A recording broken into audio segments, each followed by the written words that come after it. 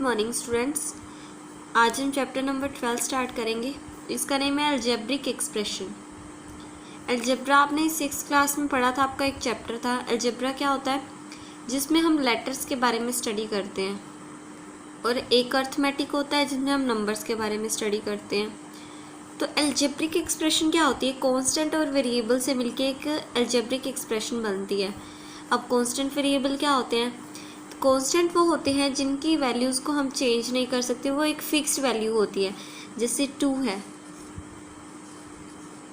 ये एक fixed value है। ये 2 खुद को छोड़कर किसी और के इक्वल नहीं हो सकता ना, यानी ये किसी और की वैल्यू को नहीं ले सकता। तो ये एक फिक्स्ड वैल्यू है, कांस्टेंट है। जैसे 3, 5, 10 हो गया, 1000 हो गए, ये सभी क्या है? कांस्टेंट है, ये फिक्स्ड वैल्यू है। और एक होती है वेरिएबल। वेरिएबल वर्ड में क्या सेंस है? VARY यानी वेरी की। वेरी मतलब क्या होता है? चेंज होना। तो variable is mean something that can be changed. Variable ऐसी चीज़ है जो हम जिसकी वैल्यू को हम चेंज कर सकते हैं, जो फिक्स्ड नहीं है। अब जैसे ये होते हैं X, Y, Z। लेटर्स को वेरिएबल्स को डिनोट करने के लिए हम लेटर्स की हेल्प लेते हैं। तो X, Y, Z, जैसे कोई बोलेगा X की वैल्यू 2 रखो, X की वैल्यू 3 रखो, X की वैल्यू 4 रखो, तो ये सभी वैल्यूज़ क्या होती हैं? ये X, Y, Z, A, B, C, D जो भी लेटर्स होते हैं, इनकी वैल्यू फिक्स नहीं होती, इनकी वैल्यू कुछ भी रखी जा सकती है। तो ये होते हैं वेरिएबल्स। वेरिएबल्स मीन जिनकी वैल्यू को हम चेंज कर सकते हैं। और कॉन्स्टेंट क्या होते हैं? जिनकी वैल्यू को हम फिक्स्ड रहने देते हैं, उन्हें चेंज नहीं करते। तो वेरिएबल और कांस्टेंट से मिलकर क्या बनता है? एक अलजेब्रिक एक्सप्रेशन बनता है। जैसे x² 2y², 3x² - 5, xy 4xy + 7, ये सभी क्या हैं? अलजेब्रिक एक्सप्रेशंस हैं जो कांस्टेंट और वेरिएबल से मिलकर बनी हुई हैं। अब हम पढ़ेंगे कि टर्म्स ऑफ एन एक्सप्रेशन। कोई भी आपको एक्सप्रेशन गिवन होगा, उसमें टर्म्स क्या होती हैं? तो देखो, कोई भी एक्सप्रेशन होता है ना, उसमें terms are in added form. Terms जो होती हैं वो एडिड फॉर्म में होती हैं। अब जैसे आपको ये बोला जाएगा 4x + 5, इसमें टर्म्स बताओ। तो इसमें 4x और 5 का एडिशन हुआ है ना, तो यानी कि टर्म्स क्या है? 4x और 5 हैं। ठीक है। अगर आपको बोले 4xy + x² + 6, इसमें आप टर्म्स बताओ, तो इसमें क्या ऐड हुआ है? 4xy, x² और 6, तो 3 टर्म हो गई, 4xy, x² और 6। ठीक है, तो ये टर्म्स होती हैं। अगर आपको बोला जाए कि 4x² - 3xy, इसमें टर्म्स क्या है? तो देखो 4xy, 4x² + -3xy लिख सकते हैं ना इसे। -3xy को प्लस माइनस माइनस हो जाएंगे, तो 4x² और -3xy ऐड हो रहे हैं ना, तो 4x² और -3xy क्या हो जाएगी? टर्म्स हो जाएंगी। इन्हें एक बार अंडरस्टैंड करने की ज़रूरत है, वरना फिर आप देख के बता दोगे कि कितनी टर्म्स है। यहाँ पर कितनी टर्म्स है? 2 टर्म्स है। 4x² - 3xy, 2 टर्म्स हैं इसके अंदर। अब आपको बताने हैं फैक्टर्स ऑफ अ टर्म, कि टर्म्स के फैक्टर। अब इसमें कितनी टर्म्स हैं? देखो 2 टर्म्स हैं, 4x² और -3xy। अब ना आपसे हर टर्म का फैक्टर पूछा जाएगा।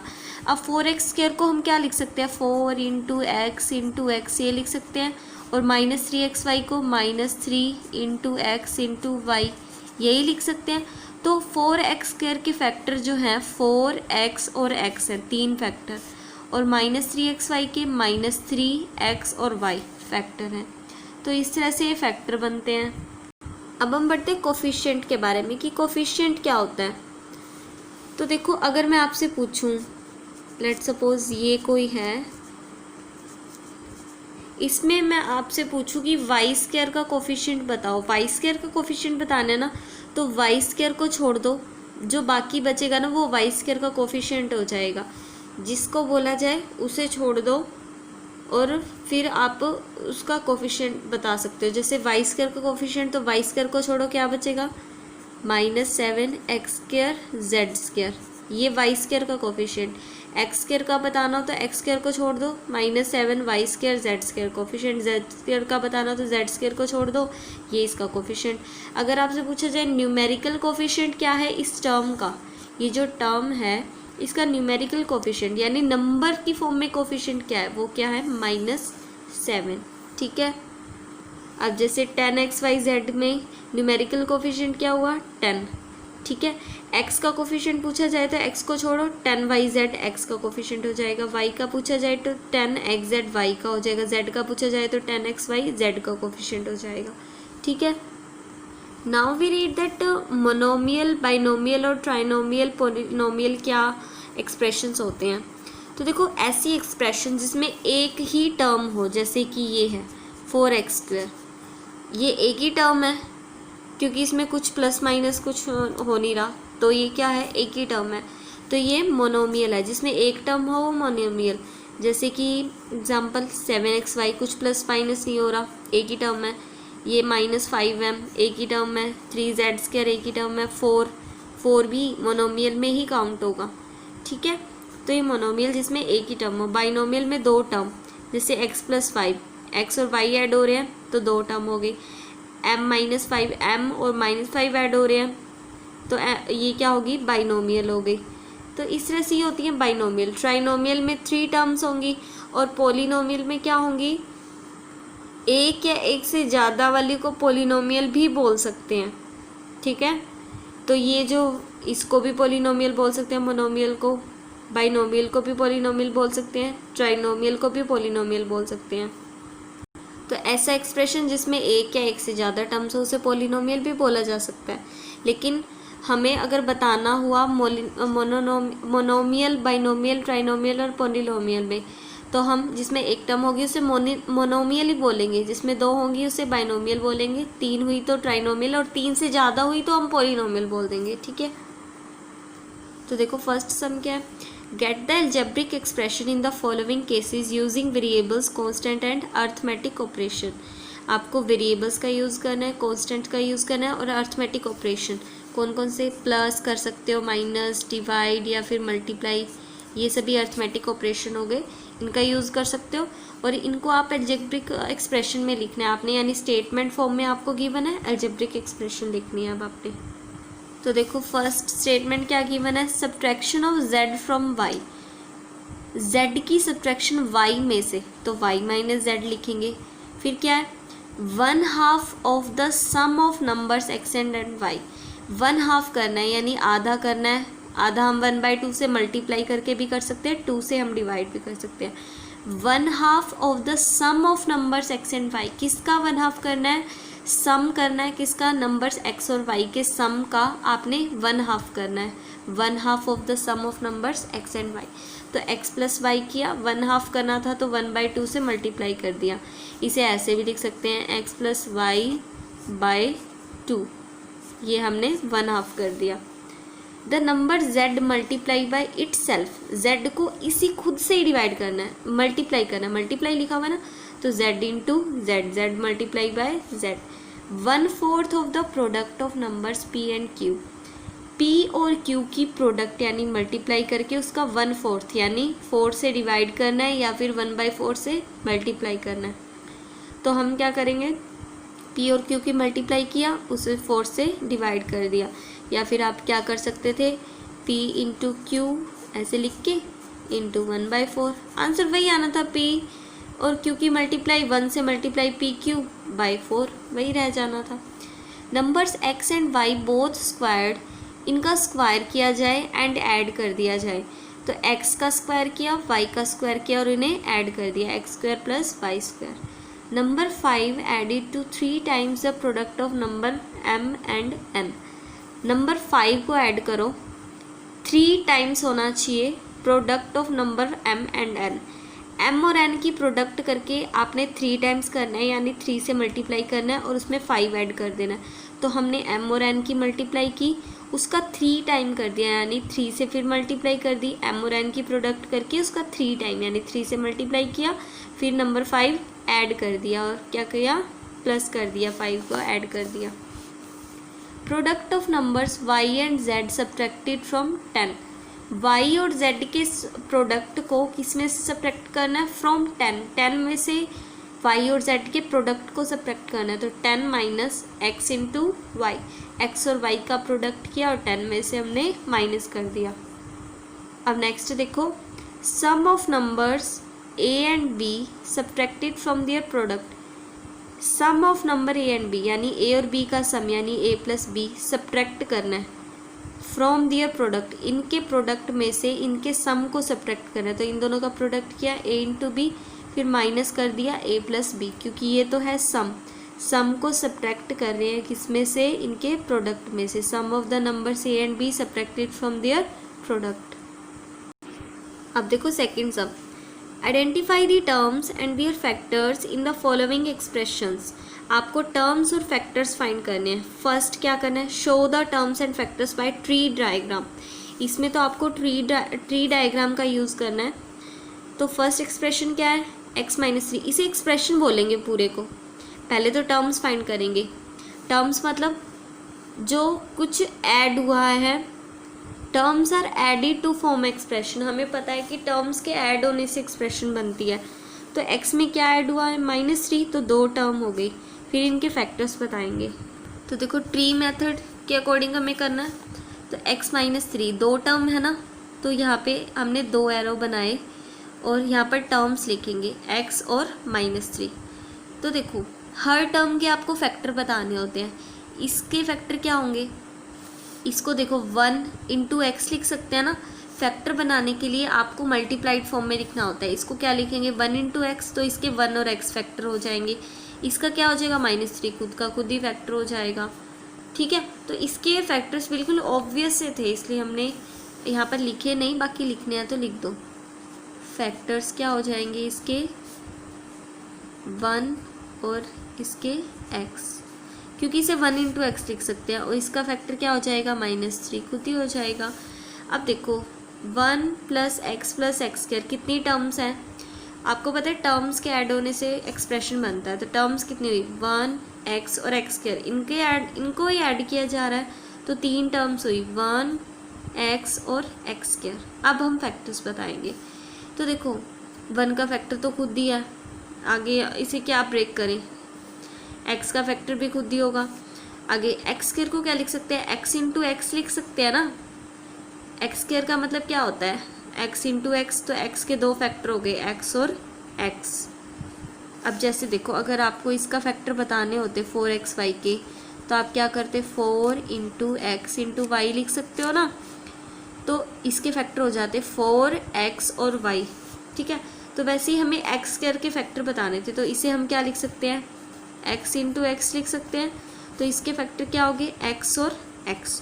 तो हमने फिर फैक्टर्स लिख दिए, क्योंकि इन्हें ना हम आगे और कुछ जैसे मल्टीप्लाई में लिख तो पा रहे हैं 1 और x, 1 इंटू एक्स, इसे 1 इंटू 1, पर फिर वो तो ऑब्वियस सी बात है ना कि 1 और x, तो वो खुद, और 1 और वो खुद नंबर तो खुद का फैक्टर होता ही होता है, तो वो तो होंगे ही होंगे। इसलिए हमने इसके राइट नहीं किए, इसके राइट किए। लिखना चाहते हो तो लिख भी सकते हो, गलत नहीं होगा। अब देखो नेक्स्ट क्या है? y minus y cube. तो क्या ऐड हो रहा है इसके अंदर? y में माइनस वाई क्यूब ऐड हो रहा है ना। तो y और माइनस वाई क्यूब इसकी टर्म्स हैं, साइन भी आपने साथ ही लेना होता है। y और माइनस वाई क्यूब इसकी क्या है? टर्म है। तो इसके फैक्टर्स क्या होंगे? 1 और y ऑब्वियसली, है ना। तो इसके फैक्टर्स चलो लिख दो, 1 और y। और इसके फैक्टर्स क्या होंगे? हर टर्म के अलग अलग फैक्टर लिखने होते हैं। इसको क्या लिख सकते हैं हम वैसे तो? या तो आप ऐसे लिख दो, -y into -y into -y। देखो minus minus plus, plus minus minus, minus का sign, y into y into y, y cube हो गया। ठीक है, या फिर आप क्या लिख सकते हो?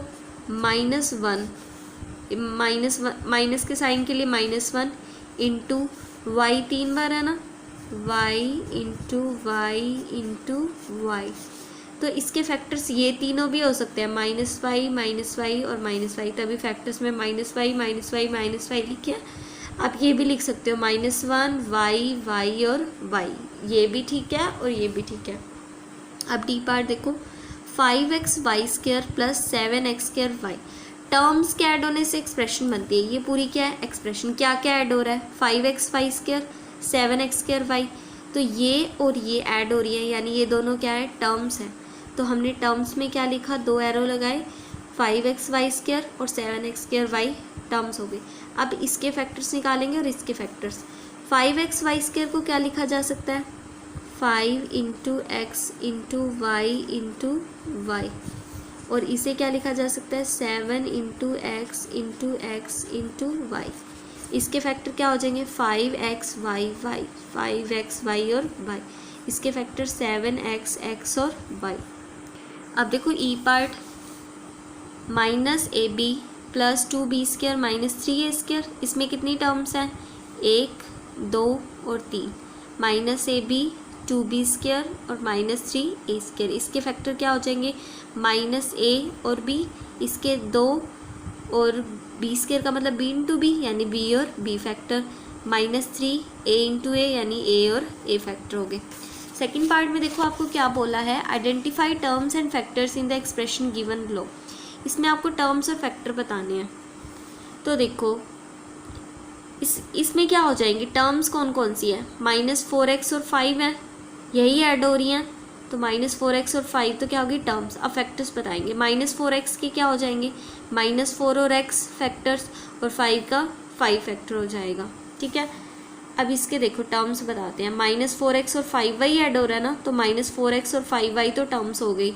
अब इसके फैक्टर्स क्या होंगे -4 और x, और इसके फैक्टर्स 5 और y, 5y plus 3y², terms क्या है ऐड क्या हो रहा है 5y और 3y², तो टर्म्स तो 5y और 3y² होगी। अब फैक्टर्स, इसके फैक्टर्स 5 और y, और इसके फैक्टर 3y और y, क्योंकि ये y × y है, तो हमने फैक्टर्स लिख दिए। अब डी पार्ट देखो, xy plus 2x² y², terms क्या होती है जो ऐड हो रही होती है। अब xy और 2x² y² ये दोनों ऐड हो रहे हैं ना, एक ये और एक ये, तो ये दोनों टर्म हो गई, ठीक है। अब इसके फैक्टर x और y, इसके फैक्टर 2x और x, y और y, 2x y और y। अब इसमें टर्म्स देखो, 2 टर्म है pq और q ऐड हो रहा है, तो टर्म्स pq और q हो गई। फैक्टर्स क्या होंगे pq के p और q, और इस q के q फैक्टर हो गया। f पार्ट देखो, 1.2ab minus 2.4b plus 3.6a, क्या ऐड हो रहा है 1.2ab में ऐड हो रहा है -2.4b, और क्या ऐड हो रहा है 3.6a, तो टर्म्स ये हो गई 1 और -2.4b और 3.6a, 3 टर्म्स हुई 1.2ab -2.4b और 3.6a। इसके फैक्टर्स क्या हो जाएंगे 1.2a और b लिख दिया, इसके फैक्टर्स -2.4 और b, और इसके फैक्टर्स 3.6 और a, हर टर्म के हमने फैक्टर्स भी लिख दिए।